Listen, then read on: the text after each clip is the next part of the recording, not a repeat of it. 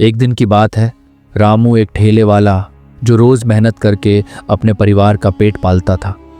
उस दिन भी रोज की तरह रामू काम पर निकला, लेकिन भार अधिक होने के कारण रामू ठेले को ठीक से संभाल नहीं पाया और तेज गति से आती ट्रक ने उसको टक्कर मार दिया। अगले ही पल रामू की मौत हो गई और उसके पीछे रह गई उसकी पत्नी जानकी और दो छोटे छोटे बच्चे गुड्डी और गुड्डू। एक तरफ रामू का अंतिम संस्कार किया जा रहा था और दूसरी तरफ उसके दोनों बच्चे बहुत रो रहे थे। वे इसलिए नहीं रो रहे थे कि पापा मर गए, बल्कि वे तो भूख के मारे रो रहे थे।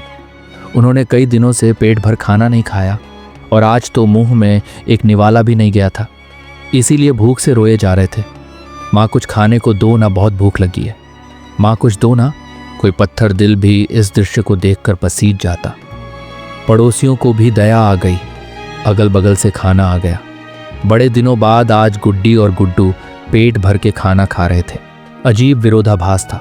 एक तरफ लोग रामू की मौत पर दुख व्यक्त कर रहे थे, वहीं दूसरी तरफ उसके अपने बच्चे बड़े चाव से भोजन कर रहे थे। जानकी ने अगले कुछ दिन इसी तरह से उधार लेकर और इधर उधर से मांग कर अपना और बच्चों का पेट पाला, लेकिन ये कब तक चलता। लोगों ने मदद करना बंद कर दिया। जानकी पागलों की तरह काम खोजने लगी, लेकिन तमाम कोशिशों के बावजूद भी किसी ने उसे काम नहीं दिया। जब वह थक हार कर घर लौटी तो बच्चे बड़ी उम्मीद से उसकी तरफ देखने लगे। गुड्डू बोला, क्या लाई हो माँ, जल्दी से खिला दो, बहुत भूख लगी है। माँ रो पड़ी और बच्चे समझ गए कि माँ के पास कुछ भी नहीं है। एक पल के लिए अजीब सा सन्नाटा छा गया। फिर गुड्डी बोली, माँ ये गुड्डू कब मरेगा। माँ ने डांटते हुए बोला, पागल हो गई है, ऐसा क्यों बोल रही है। माँ, जब पापा मरे थे तो उस दिन हम लोगों को पेट भर खाना मिला था। गुड्डू मरेगा तो फिर खाना आएगा ना। गुड्डी की बातें सुनकर माँ की आंखें फटी की फटी रह गईं। उसके पास गुड्डी की बात का कोई जवाब नहीं था। दोस्तों, ये सिर्फ एक कहानी नहीं है, बल्कि ये दुनिया के करोड़ों लोगों की हकीकत है। इस पर गौर जरूर करें। जिस खाने को हम थाली में ऐसे ही छोड़ देते हैं, उसकी कीमत को समझिए।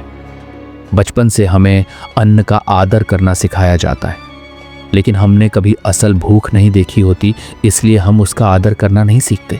बस एक दिन भूखा रहकर देखिए, आप करोड़ों लोगों का दर्द समझ जाएंगे। इसलिए आज से ही प्रण लें कि हम कभी भी अन्न का अपमान नहीं करेंगे, हम कभी भी खाना बर्बाद नहीं करेंगे और उसे ऐसे लोगों तक पहुंचाने का प्रयास करें जिन्हें इनकी सचमुच ज़रूरत है।